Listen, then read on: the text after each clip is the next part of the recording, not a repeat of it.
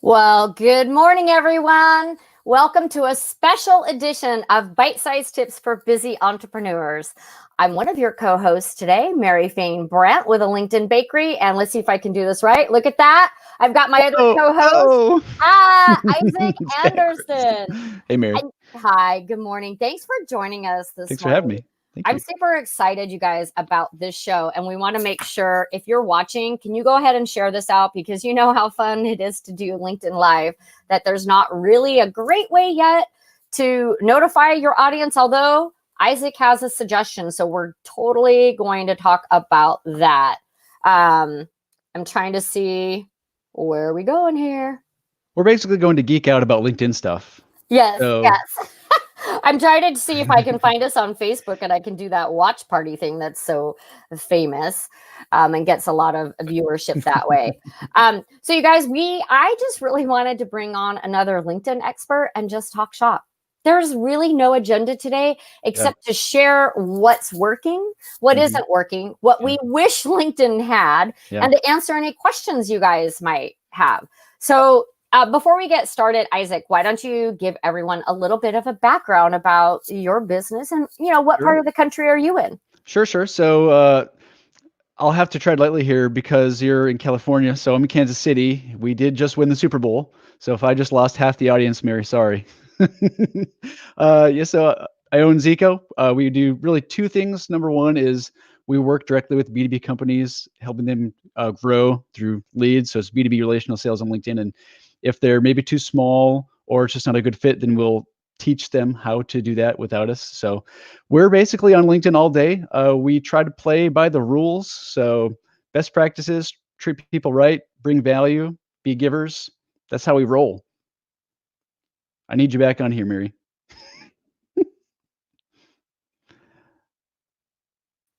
There I am. I'm trying to make sure. So you guys, just so that you know, during the broadcast, I actually can't see the comments from LinkedIn on StreamYard. Right. Did you know that, Isaac, that you can't see the comments? I did not. I've actually not used StreamYard, so you can tell me all about it. Oh, okay. So we are going to talk about tools that we both love to use in our businesses. And I absolutely love StreamYard for live streaming. It's super easy to use. It's great. It's easy to set up, and you can have up to 6 participants on the screen at one time.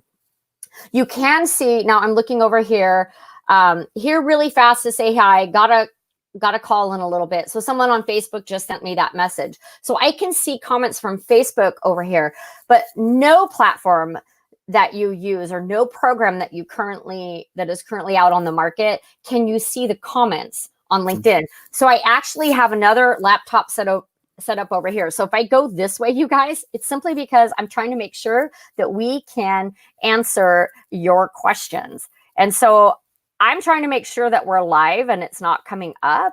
So you're hosting a show and you're your own tech support live. That's me. I feel like your boss should give you a raise, Mary. Wait, let me sign that.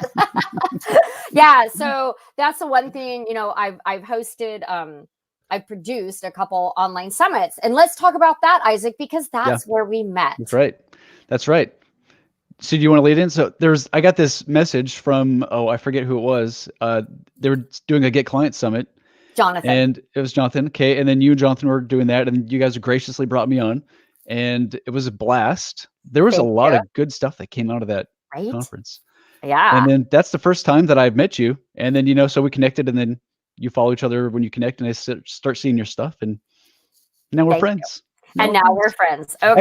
Actually, we did 2. Were you on the second one with the video focus? Yeah. I was the producer of that one. That's right. So I wasn't a speaker. So the first one, we were both speakers because we both teach LinkedIn. So we were both on the first summit, and I was also producing that one. The second one, I was not a speaker. I was simply running it. I was the producer. And so online summits are such a big thing for 2020. We're going to see those increase. I would say they're going to double in size of how many that we see.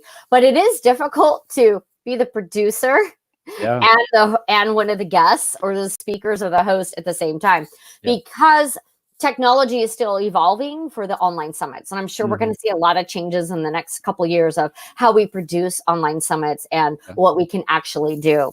For sure. We should talk later about the like the Zoom gallery view, because I feel like that's a really Oh yeah. dynamic way to bring in like it feeling like you're there. Otherwise, people just Oh. get bored and check out. What's the Zoom gallery? What are you talking Okay, about? so I mean, do you want to go down there now, or do you want to? Well, Is this a good let's button intro? start. Okay, so why don't we start with the tools and apps and programs that we love to Sure. use in our businesses? Because I think that's like a foundation. And then audience, everyone who's watching, then we're going to talk about how we grow our business, what we're doing to grow our businesses. One thing that we wish LinkedIn had or did differently. Or 10 things. Or 10, yeah. Or 10 things. And we'd love to know what your questions are, because I did reach out to some other LinkedIn experts and I was like, hey, what are the trends this year? So I do have some insights on that I'm going to share.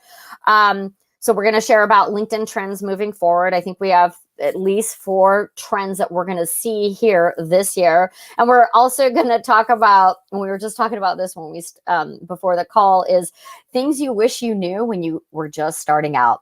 And I'm going to write a book called How to Save $10,000 Your First Year in Business. That's right. So what happens is life happens and you end up paying the stupid tax. I love that.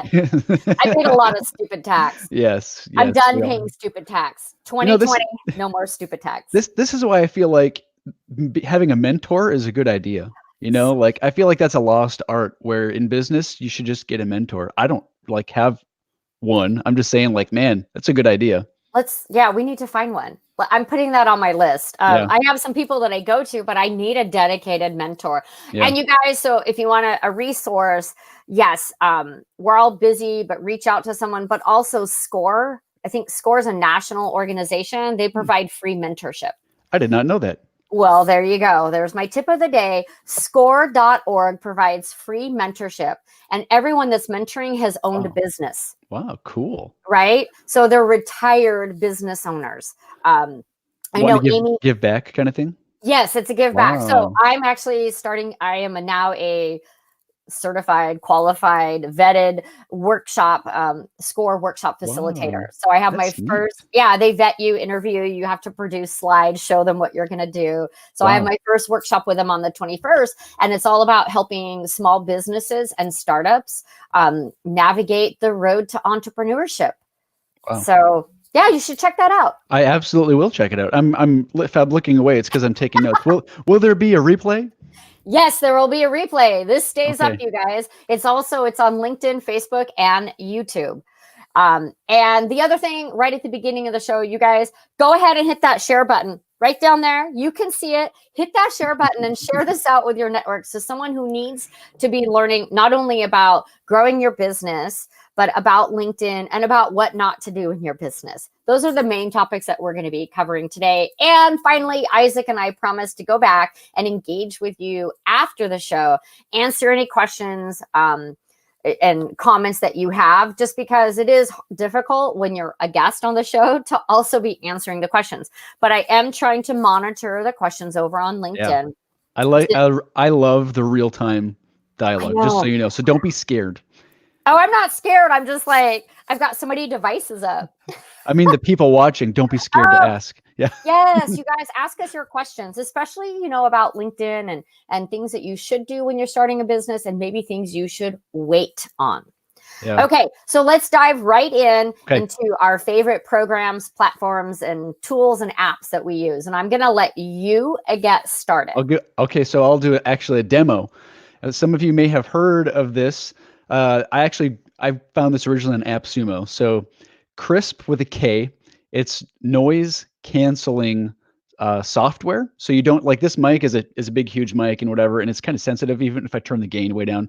And if you're recording or doing something live like this, and maybe you have like a dog or lawnmower goes by, or there's like the sirens or the honking, what Crisp does is any mic that goes into your computer, so it has to be online. They have an app too. It's kind of a newer thing now. It's awesome.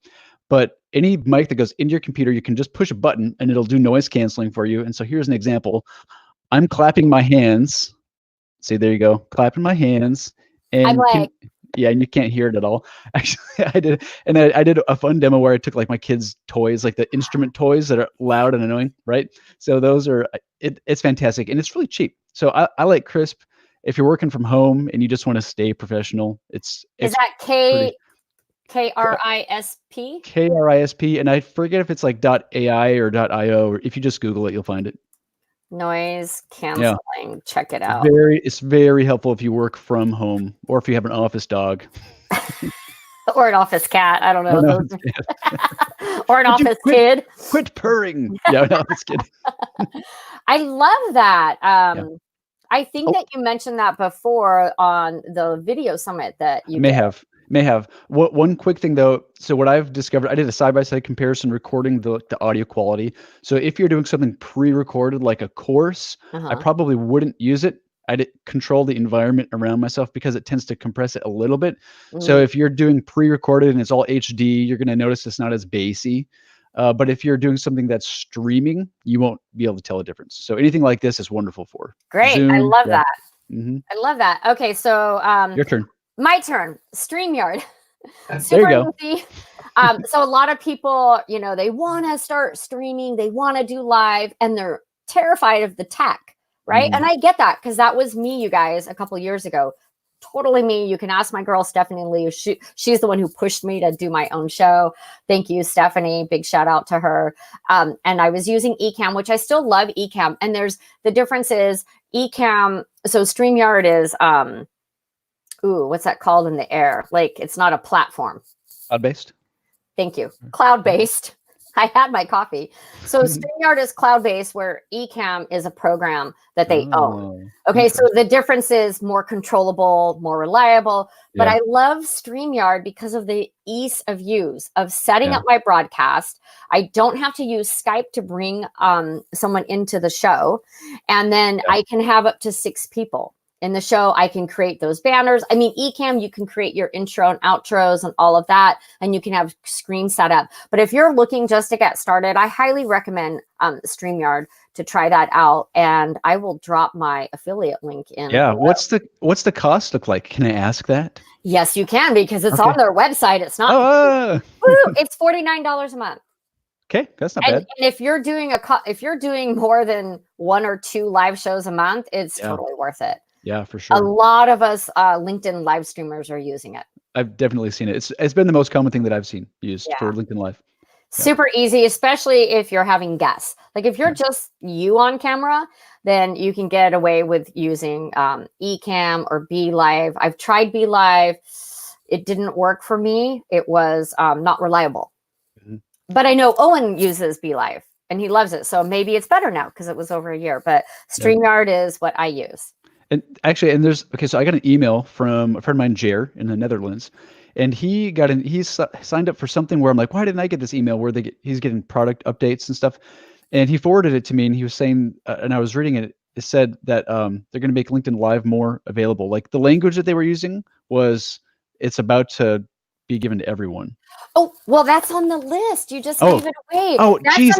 Is it on there? I'm sorry. I didn't know. Well, it's secretly on there. Okay, okay. That was a LinkedIn update that okay. So you better drop the bomb. Sorry. So here's the most important thing is you need to save Mary's affiliate link, obviously. Yeah, so LinkedIn Live should be released to everyone by the end of the year. Wow. That was a secret update that I got from one of my LinkedIn contacts. Yeah. I'm so sorry for it's all good. You didn't ruin it. You probably got everyone excited. Yeah. So you're going to want to start streaming now, right? So even if you're not, if you don't have LinkedIn Live now, I want you to get comfortable with doing the video. Yeah, so for sure. Do it on YouTube. Go on Facebook, your Facebook group, your Facebook page. Figure out what your show is. Do you have a show title? Do you have graphics? Yeah. Do you have a template? Get organized now. So when you get access, you're like, boom, ready to go. And I think a big thing there is just getting familiar with talking on camera. It's not for everyone, right? It can be really awkward. And I don't think everybody has to do LinkedIn Live. But if that's your wheelhouse, definitely practice. And, Marco Polo, I think is a good way to practice. If you're familiar with that, where you can send video messages, because then you see yourself and you're like, oh, I say the word a lot, or I smack my lips. Or, if you have a private Facebook group, that's usually a safe place. Oh, sure. And you're probably doing some videos in there, but, start looking, create that list. What are the first 10 live videos that I'm going to do? What are the 10 questions that I get asked? Right? What's going on in my Facebook group that I should be doing a video over on LinkedIn? just start preparing. And if you want help with that, we can totally do a jam session on that, because I love strategizing and coming up with content. That's one of my favorite things. Can I ask you a post-production question? So Yes. and maybe this is not relevant, so we can shut it down if it's not. So you do this, you stream everything, it's recorded, right? Then do you take it and have it go through production? Like, does somebody like mix the audio for you and put the intro, outro? Are you doing that at all? So I'm not doing that. What we are doing this year is every show gets transcribed, and that is one of the tools that I want to mention is Otter. Okay. OTTER, just like the cute little otters. There's a free version, and you can transcribe so many minutes, I believe. So I have a VA, and so I'm going to go into another thing that we do. So I use ClickUp with my VA, and ClickUp is amazing. Again, it's free. Are you figuring out what my favorite 4-letter word is? Free. Oh, there you go. I was like, VA has two letters. No. So ClickUp is free, and I've worked with Yvonne Hyman. She's my business efficiency coach, and we've moved over to ClickUp, where I put all the tasks for my VA. So there's the show, right? We got to create the graphic. We got to send the questionnaire to the guests. Usually they get a questionnaire. Then we create the graphic and the description. Then we do 2 posts in AgoraPulse, another great tool that I use for social media scheduling. We do 2 emails out. One is the morning of. So this is all down. And what I love about it is when it's completed, she goes in and completes it. It's marked completed. So I know, I'm not like, did she do it? Did I see that? And then post-production is it gets transcribed. It gets loaded onto my website. 2 quotes are pulled out of the live show and turned into posts with images. Wow. Right? Like, I'm on it this year. Like, we've only been doing it for 6 weeks. 6 weeks. We kind of started in December, but like, we've got this system down. And now it's rocking and rolling. Now, the transcribing on Otter, there is no system, program, or app out there that's perfect, you guys. So don't think that you download it and you transcribe it, boom. You have to go in and do some light editing. And so that's where I needed to be better, is I need to get that light editing done, because then you guys, you repurpose this video, this live show, into a blog. And then you take clips of it. I haven't done that part where you make like a 2-minute reel, and then you use that, and then drive the traffic. Where do we drive the traffic back, Isaac? Not here, right? I prefer my website, because then you have control over the audience. Drive your traffic back to your website. So have everything live on your website, because you guys, you own that. You don't own LinkedIn. You don't own Instagram. You don't own Facebook, and you don't own YouTube. Right. You got to be careful of audience rental. It's audience rental. Oh my gosh. It's a super real thing. Yeah. Somebody else coined that, and I'm borrowing it, and I wish I remember who it was, but credit where credit's due. So audience rental, something to be aware of. This becomes, we could bunny trail on this for a long time. If LinkedIn does a change today, or YouTube, Facebook, whatever, if they do a change and it ruins your strategy for staying in front of your audience or getting leads, then you're in the hurt bag. And it's really important that you want to take advantage of the platform you're using, but not so much so that you're renting it. And, it can be precarious. Yeah. So always drive traffic back to your website. Everything you do should eventually live over there. Right. That's like a big tip. And I didn't do that at the beginning. Yeah. And also, so I think it's really good practice. Like one communication channel that is more sticky is email, right? So if you have your LinkedIn audience or Facebook audience, whatever, if you can get them into your ecosystem, that's email, I think that's really smart and healthy and helps you avoid audience rental.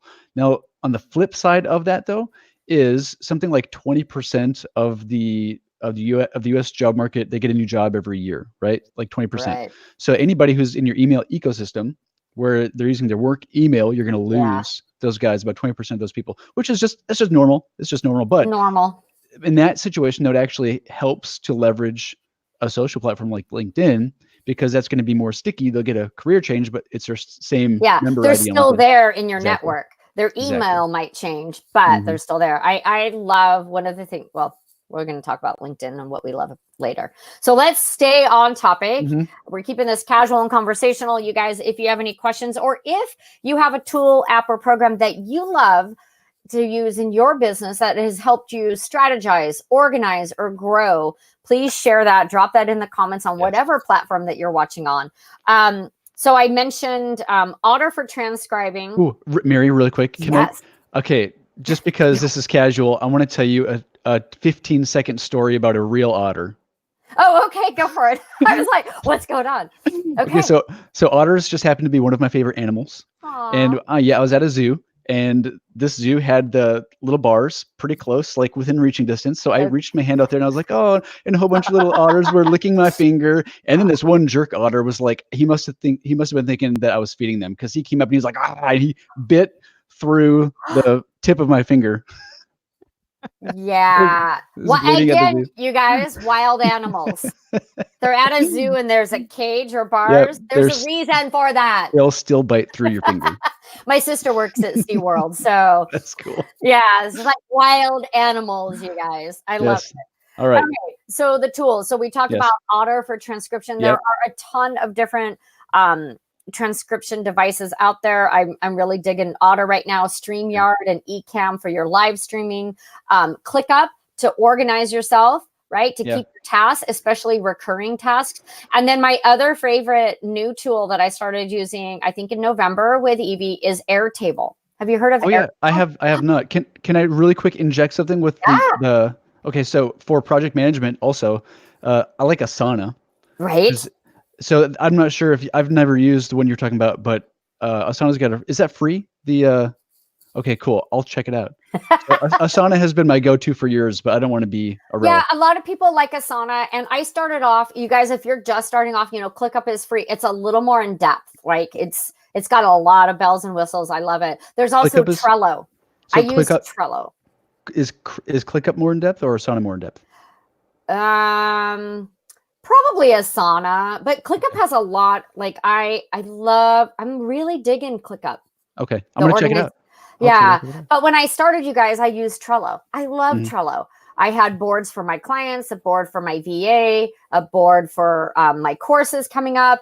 My husband and I use Trello to plan our vacations. Nice. Yeah, so because we're going to Ireland and Scotland in less than 2 months. That's gonna be a blast. Super excited. There's 5 of us going. So I set up a Trello board, Ireland, Scotland trip for the 5 of us that are going. And it's like, put where you want to go, name the 3 things you want to do. I invited our travel agent to the board so she could see. We put all the itineraries, because the one thing I hate, right, is emails. Like if I'm collaborating with someone, get me on a platform to collaborate with you. Don't send me 20 friggin' emails. Yes. Yes. Right? Absolutely. Absolutely. Okay, so we talked about those. AgoraPulse is my go-to. That's what I use for social media scheduling and reports. We call that inbox zero, because what's so great about AgoraPulse is when you log in, you guys, you can reply to all the comments for all your platforms. So I don't have to go to Facebook and then LinkedIn. I have 3 Facebook, groups, profiles, and pages, Twitter and Instagram. They're all there. So I log in and I just go through and I look at my inbox and see what platform I have new comments on, and I comment and reply right there. Wow. Can you schedule a video for LinkedIn? No. Okay. I'm not surprised, but yeah. I don't know if is there a tool that allows you to do that? Not that I know of, but that's why I was asking. Yeah. I know, because I specifically asked Mike Alton from AgoraPulse. I was like, how come I can't schedule videos? So that is the downer of that. But otherwise, it's golden. It does everything I need. I like the inbox zero thing. That's it's great. Yeah. And it helps, you just log into AgoraPulse, you can see your calendar, like what your posting calendar. So like, oh, okay, look, my VA loads everything up and it's like in red and it's assigned to me to go in and approve. Nice. Will they sync with your LinkedIn messaging inbox? I don't think so, but that's a great question. Mike Alton, could you answer that, please? Calling Mike Alton. Cool. So tell us you want to talk about Zoom Gallery, and sure. I don't know what that is. So it's probably, I bet you do, but you didn't realize it. Okay, so Zoom is just for video meeting, right? It's Right. pretty common for conference calls, and so there's a setting in there called gallery view. You can change it yourself. It's a recording setting that you can also double up on. And what I found is, webinars were big for a few years, and they kind of got turned into half-hour commercials. And people, I feel like, are like, webinars are dumb now. Or maybe you can do the same thing, but you can't use the word webinar because there's no cynicism attached to that and all the baggage. It's dated. It It is sounds dated. old. People It say is. master class, Yeah, yeah, but it's a yeah, yeah. friggin' webinar. Yeah, exactly. But so what I like so Zoom has a feature called Zoom Webinar, and I tried that, and I was like, I don't like it because it's really one person present and everybody else just watches. And I feel like what happens there is you lose engagement. Because what I'll do as an attendee is I'll start listening, and then I'll lose engagement, and I'll start working, and then I pick up on 10% of what I would have. And so the reason why I like Zoom Gallery is everybody's camera's on. If And they so what want happens it on, right? if they want it on, yeah.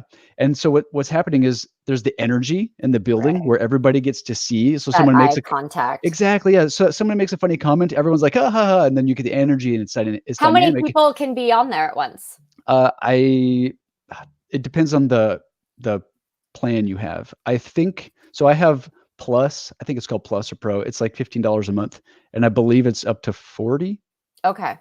Yeah. Which, yeah, I mean, for a webinar, I did my first solo webinar last year, and I think we had 53 people.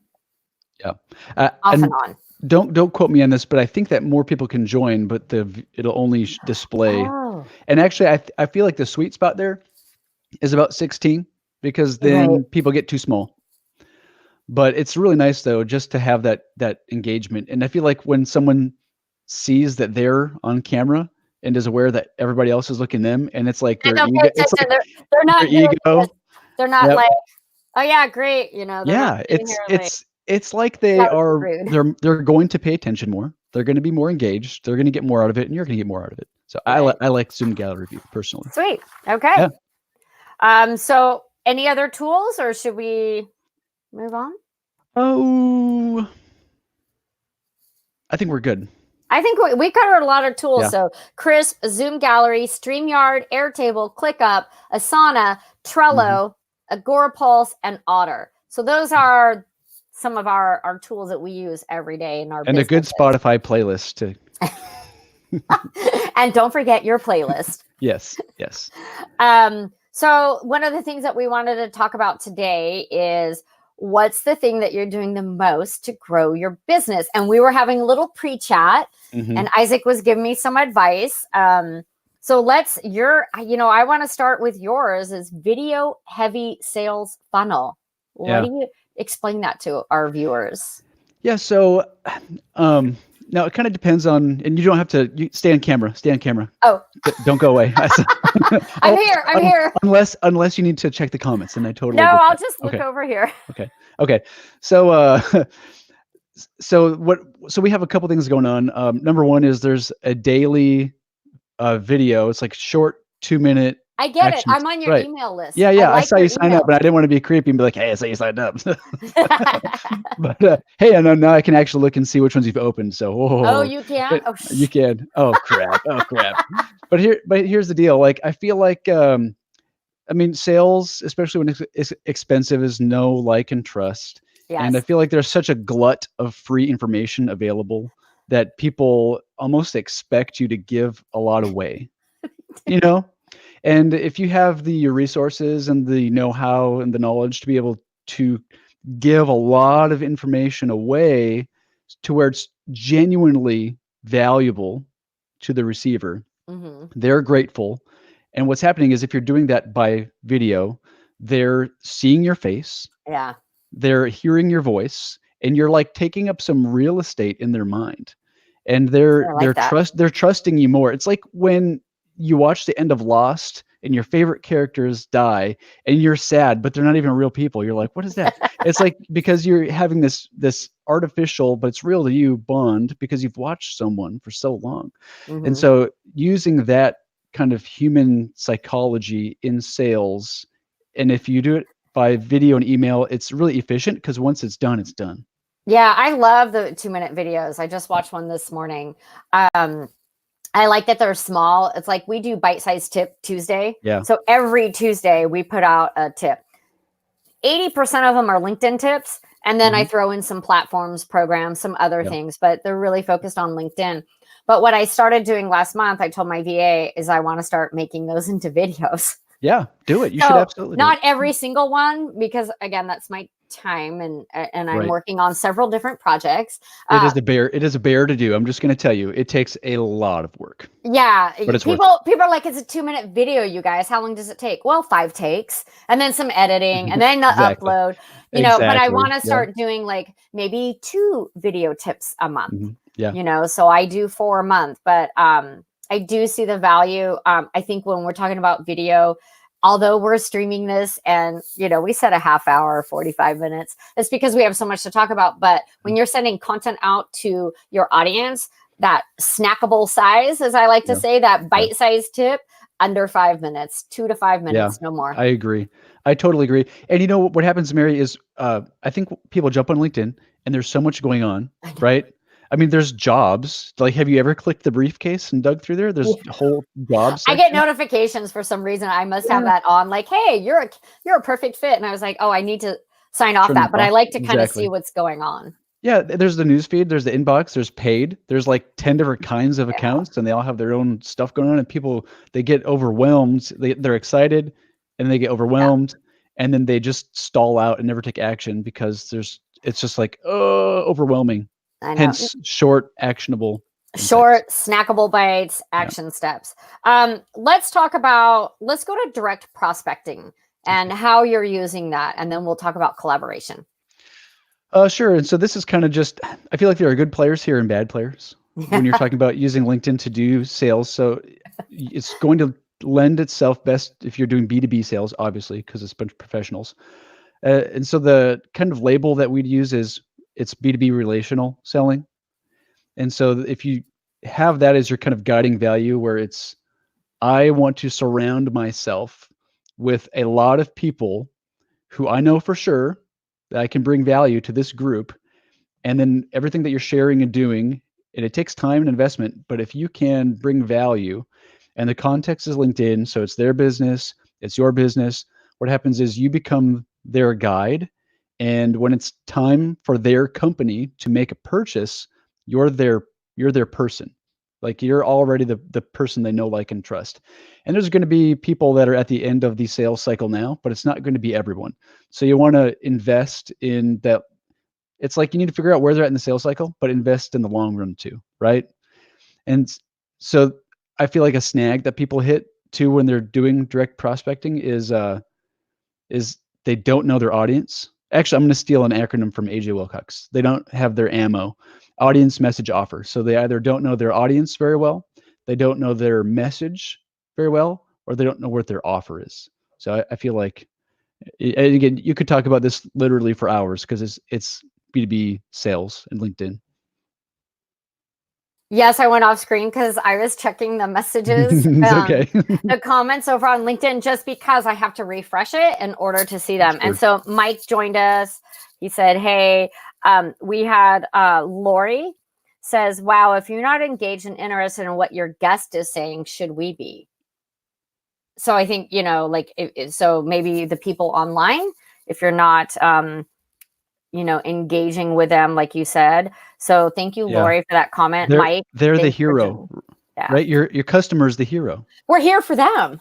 Yeah. I'm not doing this for vanity, folks. I did not get all, yes, I'm presenting myself professionally, but I'm not doing this for the vanity metrics. If I have 10 people watching this and they want to grow their business and I can support them, that's all I want. I'm not about having 3,000 people watching this LinkedIn Live. Yes, there's growth in numbers. People. It's about the right people. Tim joined us. He says StreamYard is amazing, from the Tim and Jim show. Cool. And he said, or an office child. That's hilarious. I love it. Let's talk real briefly about collaboration, because we were talking about this before we went live. And I just want to start with when a few years ago, I was wary of connecting online with other people that were LinkedIn trainers, LinkedIn coaches. And I was fearful because I was naive. I'm going to say that because I thought, why would I want to connect with someone who does what I do? Won't they take the spotlight? Won't they steal my clients? And I just want to put it out there that I was that person and I'm not that person anymore. Obviously, I have Isaac here and you're a LinkedIn trainer. You've been doing this longer than me. And it was Bryn Tillman. We had a conversation. We had a phone call, an email that led to a phone call. And she's like, oh no, our LinkedIn community is tight and you want to collaborate and you want to learn from each other. And that like shifted just shifted me. And so now I'm reaching out to people that do what I do because I want to collaborate with people like you and I want to learn and hopefully I have value, right? Hopefully I can share something that will help you in your business. So I've learned this last year, collaboration was something that I did a lot of. How do you feel about collaboration? I agree with you 100%. I think that what most people won't acknowledge publicly is that a big thing that shuts down collaboration is insecurity. Yeah, I think that's really what's going on is you're just a little bit insecure. But yeah, there's a saying too where it's I'm gonna butcher it, but it's like if you want to run fast, go alone. If you want to run far, go together. Yeah, it's like that. Yeah, I think that we're insecure. Like, well, what if that person knows more than me? Will I look like an idiot, right? But we all bring something different to the table and we work with different clients. We have different skill sets. We train, teach, and speak differently. So I'm a big believer in collaboration. I did a lot of it last year, and LinkedIn Local San Diego. I'm one of the co-hosts, partnered up with Mary Rose Solis. We just hosted our third LinkedIn Local event in January, like last week, and we had over 115 people signed up. Like, that's awesome. Yeah, collaborate. And you know what? Here's the funny thing. Like, she came to my LinkedIn lab and she kind of learned about LinkedIn from me, but she did a business booster on it over at Hub. I was like, go for it. I'm like, yeah, for sure. There's so much business in the world. I mean, there's so much to do. I love collaboration. So I think that we're going to see a lot more collaboration in 2020. I think we're going to see a lot more online summits as well. You know, that's a huge collaboration. Let's go to one thing you wish LinkedIn had or did differently. Okay, we don't have 2 hours. So, you know, let's pick 2 things each to talk about. Okay. How about inbox? Okay, so if you pay for like something like Sales Navigator or Recruiter, there are 2 inboxes, and everybody that I've ever talked to who's used LinkedIn and that paid account that's been a pain point, because if you send a connection request from like Sales Nav and they accept and you start the dialogue, it starts in Sales Nav. But if they reply first, it goes to your other inbox. And then if you receive a connection request from somebody else and they accept, then it's in 2, and it is a pain point. It is what it is. And then if you cancel Sales Navigator, then you lose all of your messages in the inbox. You do? You do. So you lose all the Sales Nav inbox messages because that goes away. And then if you start it again, then they won't be back. And so you need to keep paying for Sales Navigator, which is good for Microsoft, which is good for me because I bought their stock. And that is good for you then. but it is a pain point, and I'm sure there's a business reason behind it. But I would love it if there was just the one inbox. Me too. Because then I got to jump over to Sales Navigator. And like, oh, who over there? Yeah. So I like Sales Navigator for the search, you know, the searching for sure. The targeting is just infinitely superior. Yep. I did that for our LinkedIn Local event. I was like, San Diego business owners. And then I emailed them about our event. So also when you send a normal message from Sales Nav, LinkedIn treats it like an in-mail in the way that they communicate it with the recipient. So that's the thing too. So if you send a message from normal LinkedIn inbox, they'll get an email that says, you know, Mary messaged you, view message. If you send it from Sales Nav, the actual the message will be there along with a bunch more information about you. Interesting. Okay. So they do totally work differently, but I wish there was one. Can we just talk about tagging issues right now? Because I went to say thank you to everyone that helped us with our LinkedIn Local event. like our sponsors, our speakers, the raffle donors, and tagging was a hot mess. My post looks like a disaster. I went in 4 times to edit it. Is there a cap of how many people you can tag, or is that just LinkedIn being glitchy? I don't know. Actually, so sorry. I was thinking the tagging that you were talking about was sales nav tags, where you're organizing people. Well, we can talk about that too. But Yeah. do you use tagging on LinkedIn too? I use it. Like tagging effectively. like tagging people in the newsfeed. Yeah, like I'm, sure. doing a post, and it's really powerful to tag the right people. Don't just tag someone to tag them. I hate when people do that. They're to just me. being a taker. They're just trying to but it's very strategic and can really help. Like we've got over 1,500 views on a post I did last night at 8:00. Yeah, and they're the right views. Yeah, it goes to their network and their followers, and it absolutely. But you got to be delicate there. I have not done a post where I tagged a bazillion people, so I don't know if there's any limit there. Anybody knows that answer? Like, do you have a limit, or is that just LinkedIn being LinkedIn? Well, let's talk about your tagging. Sure. So this is going to be more for advanced users, but if you use it, you're like, oh yes, thank you. So when you're in Sales Nav, you can create a tag, which is like for organization. So maybe you invite someone and you tag them invited pending. And then maybe they accept, and then you send them a message and you tag them as no reply, or converted to sales funnel, or a client. And you can apply those tags to individual people or to accounts. It's kind of like saving lists, creating and saving a list. Yeah. But tagging is more scalable because there's a limit on list size and there's a limit for saved accounts and leads.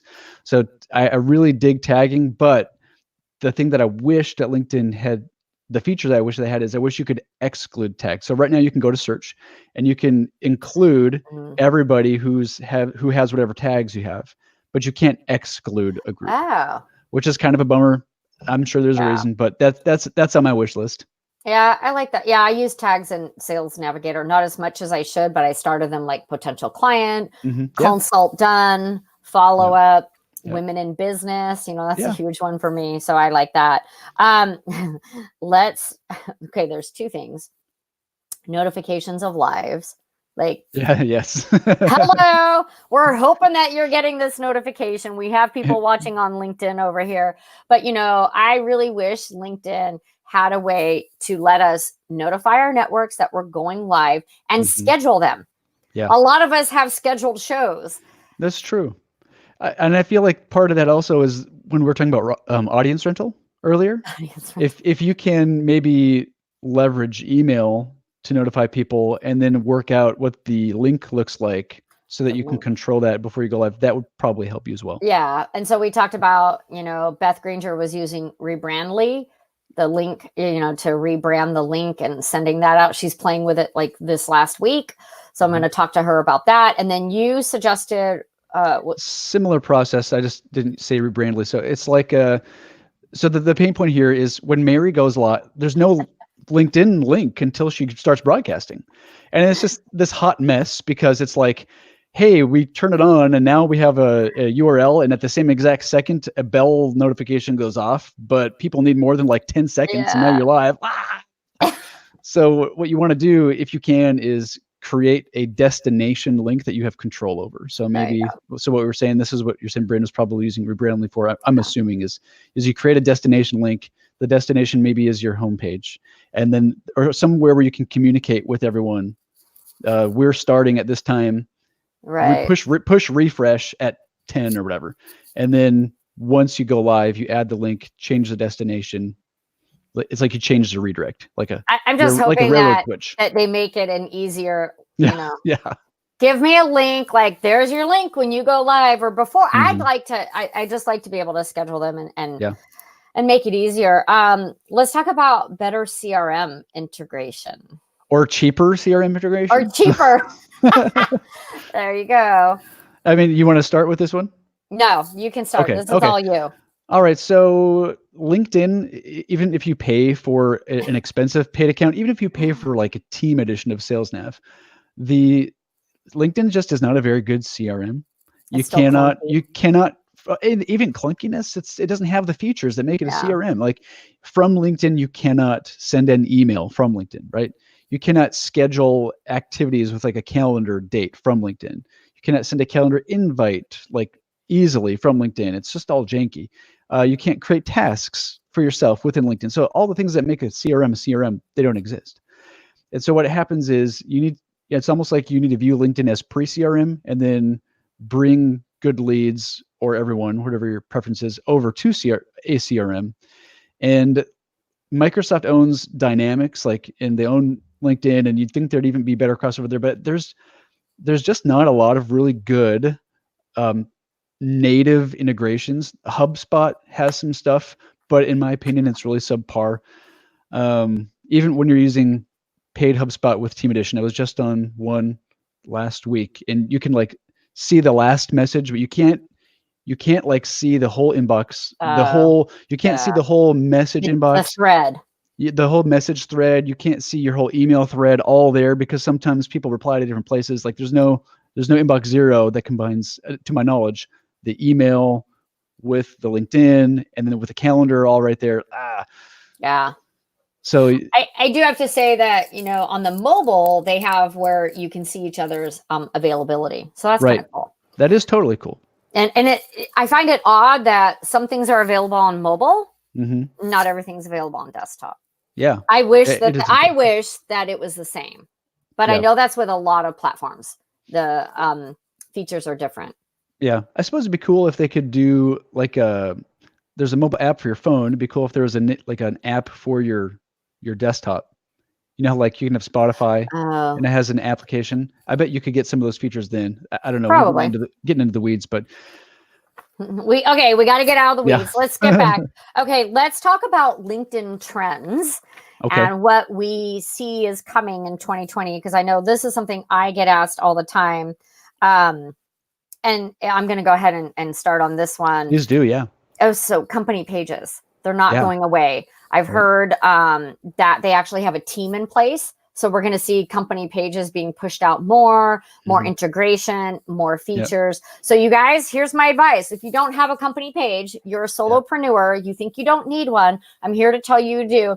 And it's funny, Isaac, because the video I watched this morning, should you have a company page? And I've done blogs on it. We both do the same thing, but spot on. You need a company page for a lot of reasons. Your credibility, right? It really adds to credibility. Plus, I'm just going to say this. It might sound cheesy, but that little gray box, it looks ugly. It looks ugly and it doesn't look like you're a real business. Exactly. You can't have your logo auto-populate until you have a company page or a LinkedIn page. I'm sorry. Yep. Let's use the right terminology. They're called LinkedIn pages. You need to have a LinkedIn page so you can auto-populate your logo to add that credibility, and you want to start building your audience and following over there. And a lot of people say they don't add value. And you know what? They don't add a lot of value yet. But I'm telling you, you need a company page. I'm getting people following me over there and commenting over there. And these are people that I know. So they're over on my profile, but I think they're seeing the notifications on my LinkedIn page. And I really want to encourage everyone. I don't care what size business you are, get that set up, because I really feel like 2020, we're going to see more features and more engagement over on the company or LinkedIn pages. Yeah. Mary, I agree that it's going to be a push for LinkedIn. And I think the reason why it's a bottom line issue, because you don't pay for advertising with your personal account.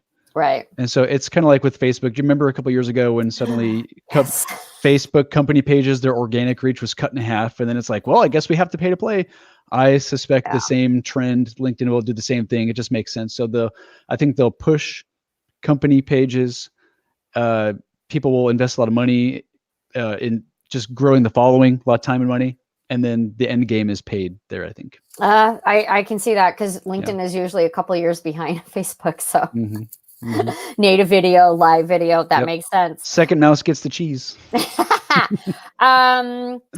So you had a couple things listed down, account-based. Yeah, account-based. And I suppose this is more, you would notice this more if you were in Sales Nav as well, because it's just the nature of it. So account-based marketing, ABM, is where instead of just churning through tons of individuals, you focus on a company and connecting and knowing lots of people within the company. You're aware of what's going on in that company at a higher level. It's just more focus on the account. And so you're seeing a lot more notifications for accounts and lists for accounts and stuff like that. Yeah, that's definitely and it's very helpful for sales teams. Oh yeah, very helpful. Now I heard that there's going to be a Salesforce integration. Have you heard about that? No, but I would be surprised if there wasn't something. Yeah. I still feel like we're a few years away from anything that most people will be like your average person will be happy with.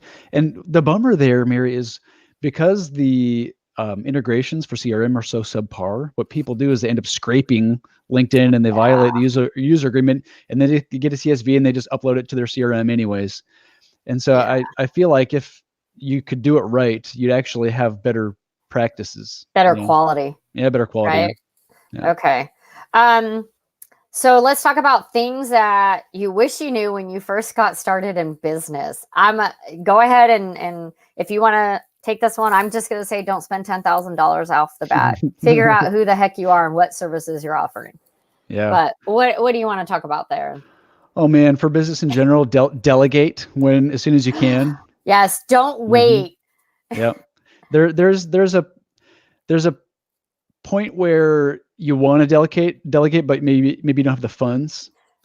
Right? That's a real calculated decision you have to make. And then there's a point where you should be delegating because you're paying you're paying the price in growth later, right? I always tell people, so I work with a couple of people, they're like, I don't have any time to do that. I don't have any time to do that. A lot of social media tasks and email. And I'm like, start with 2 hours a week. Hire a VA, whatever it is, whether it's your video, transcribing, social media, email marketing. Yep. So I started my VA with 2 hours a week and then slowly increased that, figuring out. And it took a year. Like we're at a really solid pace now, where the tasks, I know where her strengths are, but get that delegation done earlier in your business. Don't wait. And speaking of that, set up your systems right away. I'm setting up my systems. I started last year to actually set up the systems. If I had done that 2 years ago, I'd be farther ahead.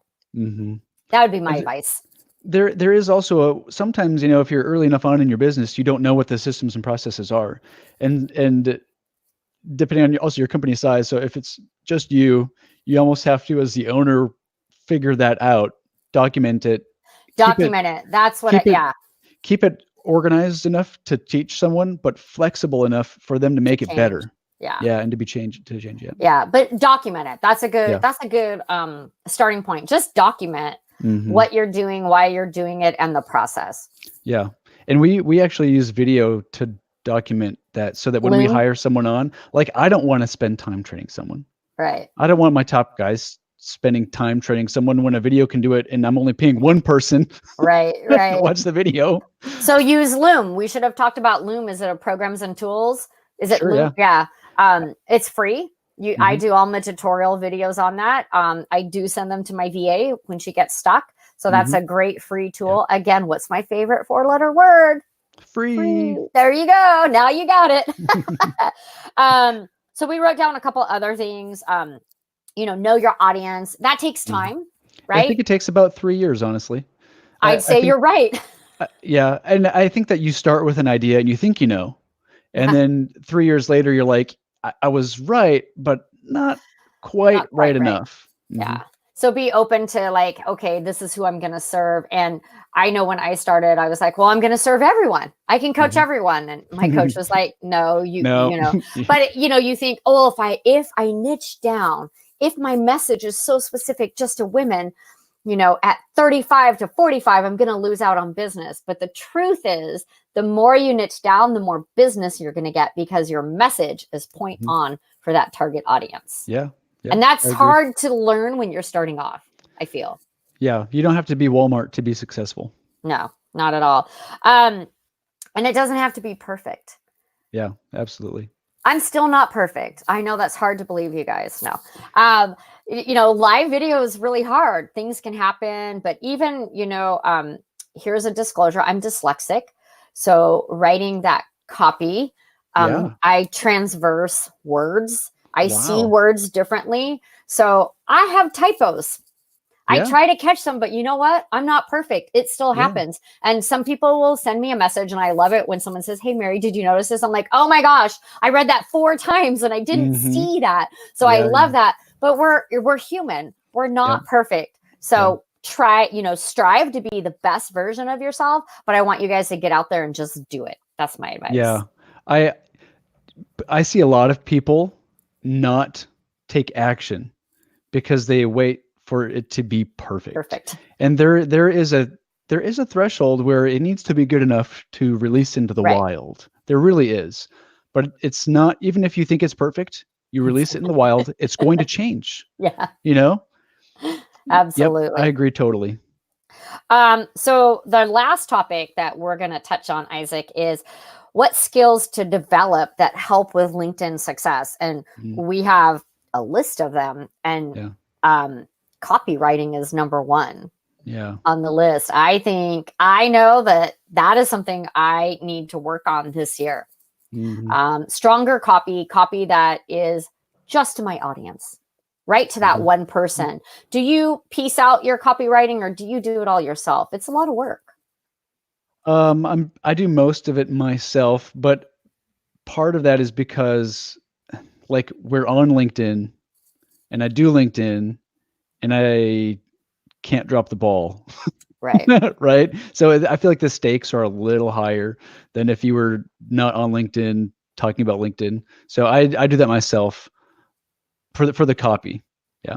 But for other stuff, I'm okay with outsourcing like sales copy for an email funnel or sales copy for a page. Because then it's like a big project. Like I'll let them create it. I can dial it in and then it's done. But the kind of just stuff in the news feed, I won't. Yeah, that's me. I agree. Yeah, all my stuff on LinkedIn is me writing it, and you can tell by the typos that are usually in it, even though I read it 4 times. Have you looked at Grammarly? Okay, she's like, I've done everything. You understand my words? I'm like, I know what I type, and then it's different.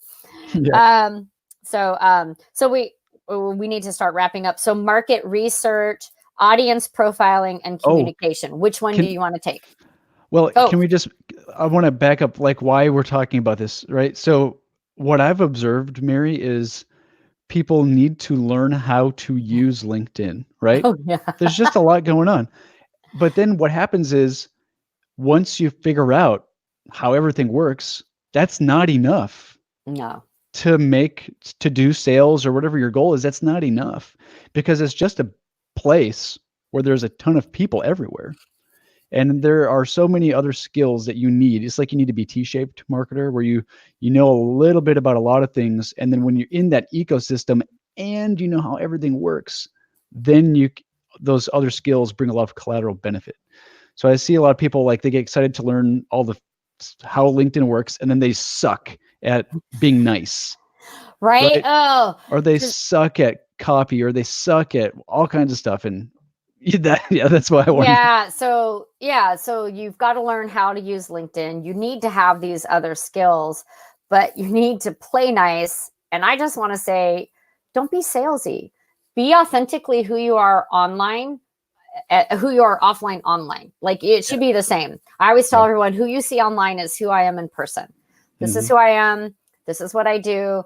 But I think being authentic and transparent really goes a long way on LinkedIn. A lot of people, they get worried. They're like, oh, LinkedIn is that professional platform. I've got to stay right here in this box. And I always tell everyone, you need to show who you are too. 80% all about your business, but you got to throw that 20% of who you are because of the know, like, trust factor, right? Yeah, for sure. Absolutely. Consistency, I think, is important. You can't expect results on LinkedIn if you just jump in and like things. If you're not commenting and engaging, I think that is something that people misunderstand, that liking, they think that that's engagement. Yeah. Start a dialogue. People need a pattern disruption. Like they go through the motions and they need something to like interrupt what's going on.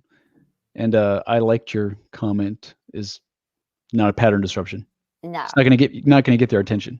No, not at all. So Start engaging and commenting on other people's posts and make, I'd rather see someone do 5 genuine, thoughtful comments than 10 great article. Yeah, I agree. I agree. And so people, I think, need to have like relational skills. They need to have Yes. emotional, there's the EQ, right? The Yes. emotional intelligence. I think that's a skill that's beneficial for LinkedIn. Copywriting. I think being able to do video and not be awkward about it, it's a skill you have to develop, and I think that benefits you on LinkedIn. It does. It takes some time to develop. It does. I'm still developing my live video skill. So this has been fun. So is there anything else about LinkedIn like that we didn't cover that we just want to talk about? I think the events on LinkedIn is kind of cool, and that's one way. You can use the events, the new event, creating an event on LinkedIn, not only for in-person events, but for online summits. Like that's a great way to get a little more exposure. What do you do for the location? That's a great question. For the virtual, because the reason why I'm asking is I was messing with that and just for fun when it first came out, and then for the for the destination, I was like, I'll just put my house address. So that's something on our wish list. That's something to add to the wish list. LinkedIn, if you're listening, for the events, could you create online? That would be fabulous. I think I would just put San Diego where I'm at, but I would make sure that it's very clear that this is an online summit. Yeah. Yeah, don't put your home address. No. Anywhere. Because I never would have done that. Did you do that? I did. I was just, I mean, literally, it was like events came in. I was like, oh, let's test it out. And this will be a virtual thing. It's like address. And I needed an actual address. And I was like, I don't want to I don't know. So I just put my home. No one showed up, thank God. But oh, Fiona joined us. Fiona, hi from Australia. She said, same when you share content. Say something about why you were sharing it. What's the interest point and what's your take on it? Absolutely. I always tell people, don't just share something and not put your 2 cents in about it. That's a waste of your time, really. James, hey, Mary, jumping in late. I was on another live. Love online summits for sure. James Curry joined us. Awesome. Well, thank you, Fiona. Thank you, everyone, for joining us. Is there anything else that, I mean, we could probably sit here and talk for like 2 hours over programs, LinkedIn features, how to use LinkedIn, but this has been a lot of fun. Can I do the 2 minutes on, I mean, if you have to leave, I can let you go. How about 2 minutes on the email funnel with LinkedIn contacts? Yeah? Yes, we were going to talk about that. Everyone, I want to preface this with, okay, you guys, you really want to listen to this because Isaac has a great tip for everyone that's watching. Okay, Isaac. Okay, and also just to qualify that, this is something we're beta testing. So, so this is not your silver bullet to become a millionaire and never have to work again, but it's pretty cool. So, how can I say this? You've got LinkedIn, you've got your connections on LinkedIn, and then usually totally separate, you have like your email funnel and ecosystem, right? And what you can do is you can sync your contacts, like a Google contact, Yahoo, Outlook contact. You can sync those contacts on LinkedIn. It's called contacts. Oh man, I should share my screen another time. Or you can upload a CSV. And for years, I was like, that's really dumb. Why would I want to take people from over here and bring them into LinkedIn? And then I realized, holy smokes, if I can like segment those contacts, and they've done a handshake with my brand somewhere else, and I know where they came from, I probably should be connected with them on LinkedIn. It's more sticky. They might get a different email. They might unsubscribe, and I still want them in my world, right? So what you can do is there's a couple ways you can do this. I don't want to get into the weeds, but you can either upload a custom CSV, or you can create a dedicated email account and only auto sync to your contacts something from a specific part of your funnel. And then what happens is you can sync those contacts. LinkedIn will look for those emails in their member database. LinkedIn will say, oh, we found a match. By the way, you're not connected. Would you like to connect? And you can skip the button that says send a generic connection request to all, and you can view their individual profile. You can send a note that says, hey, I saw you signed up for the daily videos. Hope you're enjoying them. And it's very relational. It's very informed. It's like, wow, it's everywhere, which is pretty cool. I love that. And I think I'm going to give it a tip. And what's so important is that you can change the message, right? That's the key to that. Yeah. It's just more, it's more relational. The one thing you want to be careful of though, there is if you are using LinkedIn for B2B sales, you don't want to accidentally give a call to action for people that you brought in from your email to go back into your email. So if you're not organized, you might, like Mary, maybe we're never connected. You signed up, I do that. And then we connect. I'm like, hey, you should check out an email funnel. And you're like, you idiot, I'm already in your email funnel. Yeah, I hate, So yeah. you need to be organized and careful. And I think that between using like a custom message on the connect and a tag in Sales Nav, that'll help you stay organized to where you don't accidentally reprospect someone. I like it. I like that tip. So you should keep us updated on how that works out. Yeah. I'll let you know. Yeah. So this has been a lot of fun. We've been sitting here talking shop for over an hour. It seems like 15 minutes because we love talking shop, and this has been great. So Isaac, thank you for your time. Thank you everyone who's watching. Hey, I still want you guys to engage. So if you're watching the replay, #replay, you guys know what I do, #replay, and go ahead and tell us what you wish LinkedIn had, because maybe one of us has some connections and maybe I'm going to create a wish list and send it to them. Number 2, tell me one thing that you love about LinkedIn. And number 3, what's your favorite program or app that helps you create or organize your business or streamline your business or anything about your business? Because I always love learning about new apps and programs, right? Who doesn't love that? For sure. You have to keep learning or it's over. And just because I'm using all these that I mentioned today, I bet you in 2 years I'm using something different, right? Yeah. Okay, well, this has been a lot of fun. We've got to run. You guys all have a wonderful day, and we'll see you online on LinkedIn. Take care. Hey, Mary. Thanks for having me. Ciao.